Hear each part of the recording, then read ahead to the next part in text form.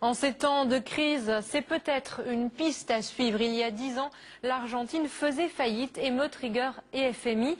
Le pays finit par oser une autre politique, rebondir et renouer avec une croissance flamboyante. Frédéric Maillard, Mathieu Benito. Dario a connu le visage de la banqueroute d'un État, le sien, l'Argentine. C'était il y a exactement 10 ans. Il était alors étudiant à Buenos Aires.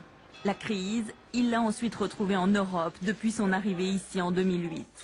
Mais pour cet Argentin de Paris, aucun pays européen n'a encore connu ce que son pays a traversé en 2001. Il y a vraiment des gens qui ont tout perdu, qui ont dû vraiment quitter les pays pour reconstruire leur vie ailleurs, à l'étranger.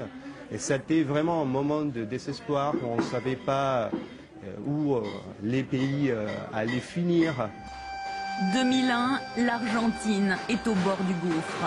Les rues de Buenos Aires à feu et à sang. L'État est en faillite, sa dette publique a explosé.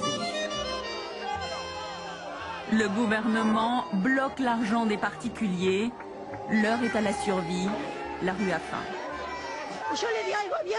Je dis que le gouvernement doit payer pour les mesures qu'il a prises. Il doit voir comment le peuple souffre. Image symbole de la banqueroute.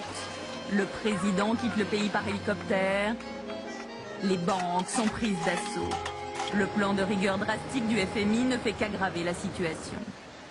Un an plus tard, l'État argentin change radicalement de cap.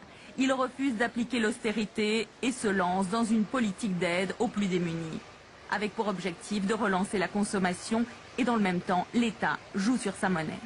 Le gouvernement a dévalué, a suspendu la parité et a dévalué le dollar, désormais valait 3 pesos.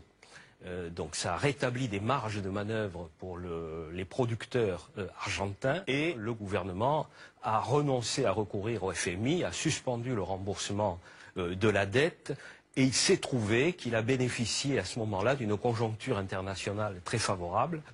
Miracle, l'Argentine affiche 3 ans après une croissance à la chinoise, osant des mesures protectionnistes, imposant aux banques de renégocier les dettes à la baisse. Le couple présidentiel surfe sur ce contexte international favorable. Le pays exporte son soja à prix d'or. 10 ans après la faillite, le prix Nobel américain d'économie Paul Krugman plébiscite la politique économique de l'Argentine. Elle serait un modèle de sortie de crise à suivre.